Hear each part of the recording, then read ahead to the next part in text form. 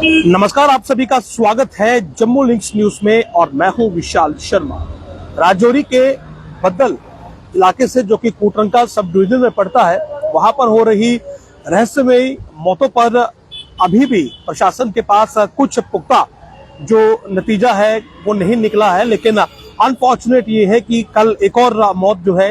वो इस पूरे एपिसोड में हुई है, जिसके बाद 7 दिसंबर से शुरू हुआ ये संदिग्ध मौतों का सिलसिला अब 14 मौतों तक पहुंच चुका है। यानी कि 14 मौतें जो हैं वो अब तक हो चुकी हैं इस बद्दल में, कोटरंका सब डिवीजन में। और अब तक हेल्थ डिपार्टमेंट के पास जो है वो इन मौतों का असल जो कारण है वो मौजूद नहीं है। हालांकि बहुत सारे मेडिकल एक्सपर्ट्स जो कि बाहरी राज्यों से भी आए, बड़े बड़े इंस्टीट्यूशन से भी आए, जिन्होंने की सैंपलिंग यहाँ पर की, लेकिन उसके बावजूद जो है वो एक्चुअल फाइंडिंग पर नहीं पहुंच पाई, यानी कि असल नतीजे पर नहीं पहुंच पाए जिससे वो ये कह सके कि ये जो 14 मौतें हुई हैं वो किस वजह से हुई हैं। हालांकि अभी भी 2 बच्चे जो बताया जा रहा है कि एसएमजीएस में शायद एडमिट है और उनकी भी हालत जो है वो ठीक नहीं है। इस बीमारी की मैं बात करूं या जो भी ये चीज चल रही है, इसमें सिम्टम जो है वो कुछ लोगों को आते हैं और कुछ लोगों को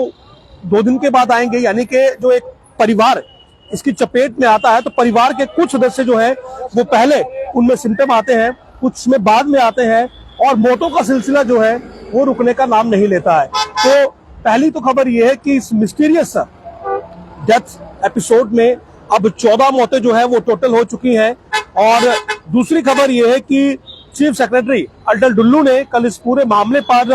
एक मीटिंग ली, यानी कि एक बैठक उन्होंने बुलाई। इसमें कि पुलिस के अधिकारी, इसमें कि हेल्थ के अधिकारी सभी मौजूद थे और वहां पर ये कहा गया कि जो हमारे पास अब तक की फाइंडिंग्स आई हैं, जो रिपोर्ट्स आई हैं, उनके आधार पर अब पुलिस और हेल्थ डिपार्टमेंट ये मिलकर निर्णय ले कि आखिर इन मौतों के पीछे की वजह क्या है। मीटिंग में एडीजीपी जम्मू, उसके बाद डिवकॉम जम्मू थे, डीआईजी थे, डीआईजी राजौरी पूछ रहे थे, डीसी राजौरी थे, उसके बाद एसपी राजौरी थे, principal GMC Rajouri, director health, ये सभी वहां पर मौजूद थे और पीजीआई से एक्सपर्ट्स थे। उसके अलावा सीएसआर के एक्सपर्ट थे, नेशनल इंस्टीट्यूट ऑफ वायरोलॉजी के एक्सपर्ट्स थे, national centre for disease control के एक्सपर्ट थे और डीआरडीओ के भी एक्सपर्ट्स मौजूद थे, क्योंकि मामला बहुत संदिग्ध होता जा रहा है। और ऐसे में उन्होंने कहा कि जो हमारे पास इस समय तक फाइंडिंग्स आई हैं उनके आधार पर आप इस नतीजे पर पहुंचिए कि इन मौतों की वजह क्या है। लेकिन जो डिफरेंट वहां पर एक्सपर्ट्स मौजूद थे, उन्होंने ये कहा कि अब तक की जो हमने रिपोर्ट्स की स्टडी की है, माइक्रोबायोलॉजिकल स्टडीज की है, उसमें यह बात सामने आई है कि कोई भी वायरल,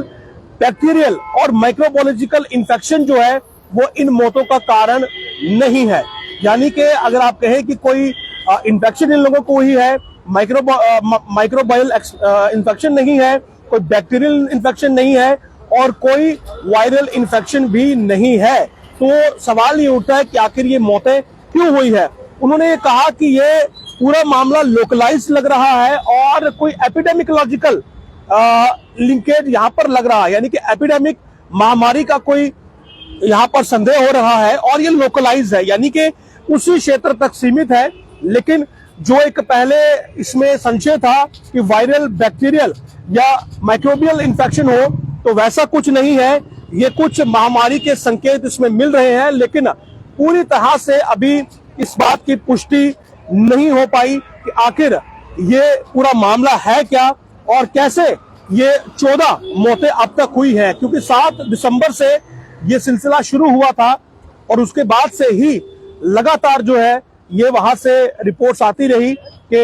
और लोग इन्फेक्ट हुए और बच्चे सबसे ज्यादा इन्फेक्ट हुए। अब तक 2 वयस्कों की मौत की खबर है, बाकी सारे बच्चे हैं इसमें 12। तो फिलहाल जो हमारा हेल्थ डिपार्टमेंट है, जो पुलिस डिपार्टमेंट है, उन दोनों को जो है वो एक साथ इस पूरे टास्क पर लगाया गया है कि आप इस पूरे मैटर को अच्छे से इन्वेस्टिगेट करें कि कहीं कोई फाउल प्ले तो नहीं हो रहा, यानी कि किसी का षड्यंत्र तो नहीं है, कोई स्लो पॉइजन की गेम तो नहीं है।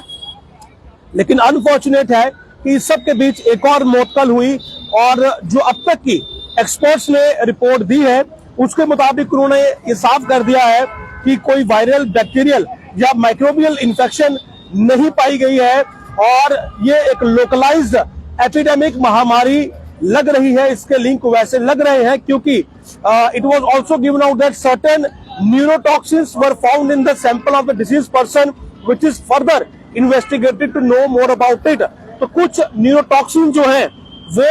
इनके सैंपल्स में पाए गए हैं। और न्यूरोटॉक्सिन्स की बात करें तो न्यूरोटॉक्सिन्स जो होते हैं वो नर्व जो हमारी होती है उसे डैमेज करने का काम करते हैं, यानी कि जो नर्व स्ट्रक्चर होता है उसे डैमेज करने का काम करते हैं। और जब हमारा नर्व स्ट्रक्चर डैमेज हो जाता है तो हमारा नर्वस सिस्टम काम नहीं करता है। और अगर न्यूरोटॉक्सिन्स की मैं बात कर लूं तो न्यूरोटॉक्सिन सब्सटेंस जो होता है वो आपके खाने में हो सकता है, उसके अलावा ह्यूमन मेड केमिकल्स भी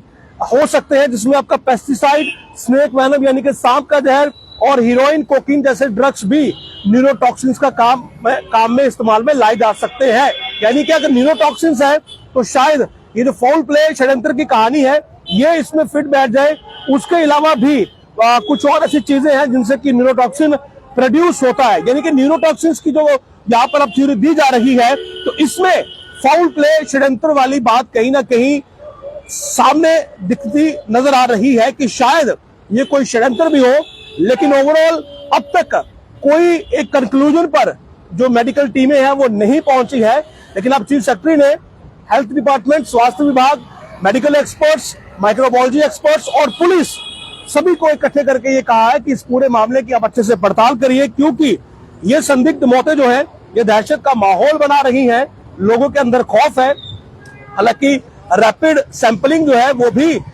उस एरिया में की जा रही है और जो कॉन्टैक्ट ट्रेसिंग है वो भी किया जा रहा है। लेकिन एक ही परिवार के लोगों का इन्फेक्ट होना और बैक टू बैक मौतें होनी, बच्चों की मौतें होनी, ये बात बहुत गंभीर है। और इस पर आप पूरा स्वास्थ्य विभाग, पूरा प्रशासन, पुलिस जो है वो अब इसमें इस काम में लग चुकी है कि इस पूरे गुत्थी को सुलझाया जाए कि आखिर ये मौतें कैसे हो रही हैं। लेकिन दुखद ये रहा कि कल एक और मौत हुई और मृतकों का आंकड़ा जो है वो इस बद्दल के रहस्यमयी मौतों की कहानी, मौतों के सिलसिले में अब 14 पहुंच चुका है। नमस्कार।